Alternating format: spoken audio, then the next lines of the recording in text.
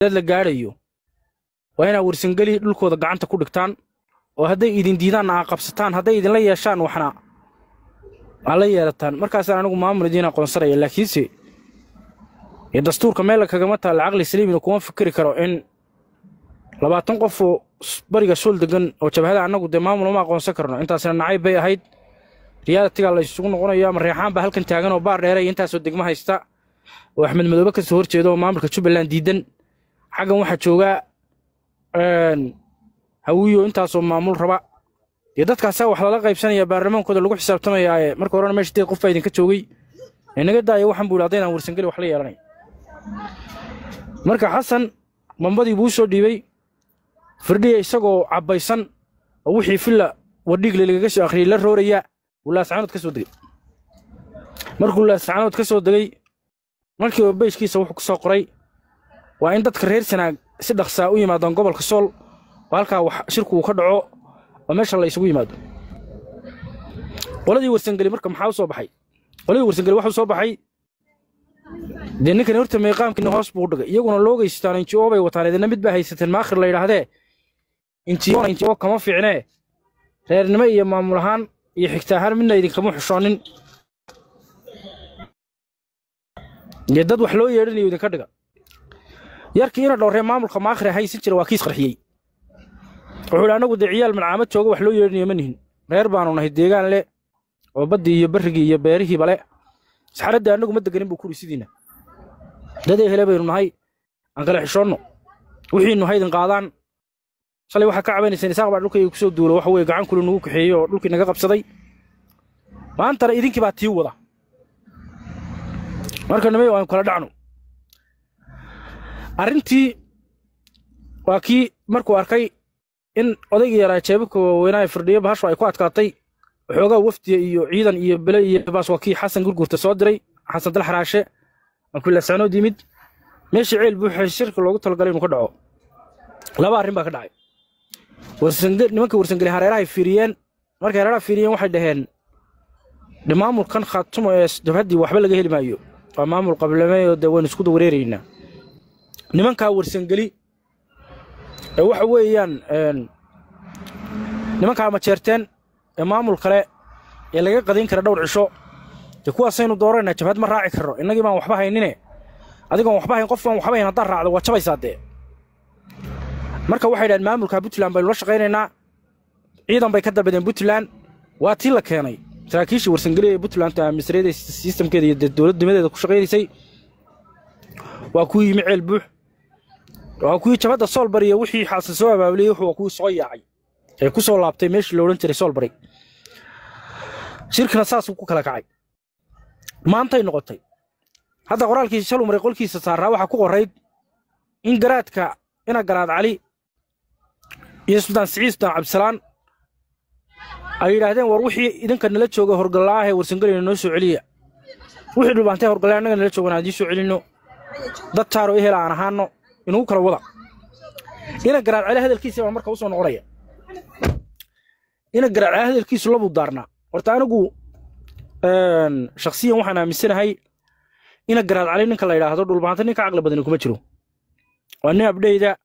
waa nin waayaha la socda aan dhulbaanta dantiisa og marka ina garaad cali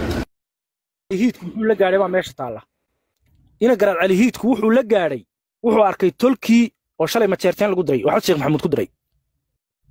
maanta la rabo warsangali in laga hor keeno labadii hartiya dad ugu xigay shalay u dhiig baxay u hiirinaya marka lagu diro dhulbaanta fiktan buu noqonaya banaan buu soo taagaya waxay hayaan wala qabanaya isaaqin halkan ay ku sugayaan dawladda Soomaaliland iyo dadkeeda halkan ay farfadhiyaan taaniska dhulbaante lagu helay inay fiktamiyeen oo tolkood ka soo horteesteen la beel darayn maayo wala qabanaya iyaga tiknikadooda la ilaahay bayna dilay marka ina garaad cali muxuu ka rooraya ina garaad cali wuxuu ka roorayaa reerkiisu inay fiktam noqdaan hartiinta hadhayna lagu diro daarood ay snaceen banaanka ay u baxaan wax socon waayeen noqdaan buu rabaa marka waa ka warsangali dad ehel way runaan kala dhaaro way baashida dhagax bay noqotay inna inda Allah diin al-islam buu baash dhimbil bay noqotay baashu maraysa halka marka marayso mid kale ina garaad cali waa diiday warta maamulkan jabhada Soolbari waa injioodan cid ku shaqeysta dhubaanta kale waa jaacsiyaad runta marka la eegayo ilaa Soomaaliya way soo warhaysaa injiyoodan cidda ku qadaysay wadataa waa jaamac siyaad cid kale ma aha dhulbahantii kaloo dhan bannaankaa loo tuuray ina garaad cali 2017 Oktoobar laascaanood markii la qabsaday wuxuu yidhi ninkii hashaada kaa qaaday lama maalay ama waa looga tagaa ama laga dhacsadaa maalintii 2023 ee uu qabsaday bishii 8aad laascaanood ee jabhadu qabsatay Soomaaliland laga soo saarayna wuxuu yidhi 15 sano dhulbahantay iyo laascaanood waa u maqnaa kama maqnayn waana runtiisa markaan waxaan aaminsanay ninka dhulbahantay ugu caqliga badan ee dantooda ka shaqaynaya inaad waxa weeyaan salaamul roob daawabwan waa ninka la yiraahdo ina garaad cali laakiinse maamulka awoodiisa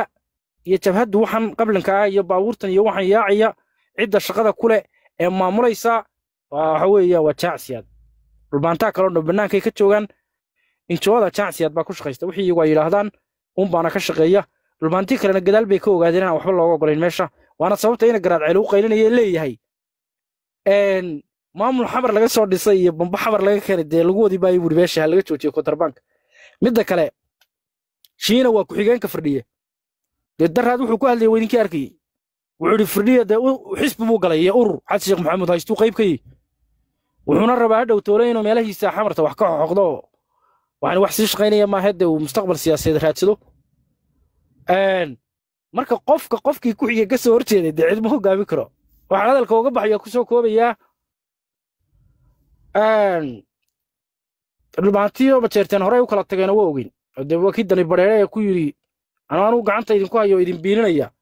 de cadowgayga in madariyaal la saaxiibina haddii kale miya de isbixiyo ehel baynu kala kaxeeya marka in cabdisalaana maadaama maanta waxad sheekh maxamed bambadii uu soo dhiibiyay afxumadii oo firdhiye kula dhaqaaqay qolada warsangalay diidanay ku dhahan ay udada helayna kala xishoono inaad garaad cali wuxuu diiday maadaama ma jeerteen la kala dhintay warsangalay dhulbaantan ay kala dhintaan waana sababta uu maanta raalgelinta u bixiyay hadal iyo dhamaan been tulug bay leedahay lugta hadii la qabtana waa dhacdaa jabhada Solbari beenti xad sheekh maxamed uga sheekeynay dawada dhamaatay naadir isaguna markii dambe uu soo taago wuxuu yiri haddii dinaan heshiinayn baantii warsangalow oo xirgaaba dagaal ku qaadayn de hooyadii naga iibiya maxaa naga wareerinaysaa anagu dadka kale nuxseenana nagu kala wada marka de shalayna waa arkaysaa wixii meesha ka dhacay anigu weligay horta adduunyada intaan jiray ma maqal taliyaha xasilinta weligay ma maqal shalay igu horeysay taliyaha xasilinta kii yaraa ee wejiga madaxa yeela feerka lahaa ee meesha saaraa ee toliyada sitay sawirkiisa la wareejinayay isaguna ciidanka BSF inuu ka tirsanayo Puntland oo mushaar ka qaadan jiro daraada u dambeysay lacagtu u soo dhacday baa laga soo saaray waana xidhan yahay xasilinta ku fahansiyo waa booliskoodii aad ma maqashay booliska Soomaaliya marka la baxan ma booliskii oo mudaharaad la xasilinay xasilinta lagu sheegay waa iska booliskii magacii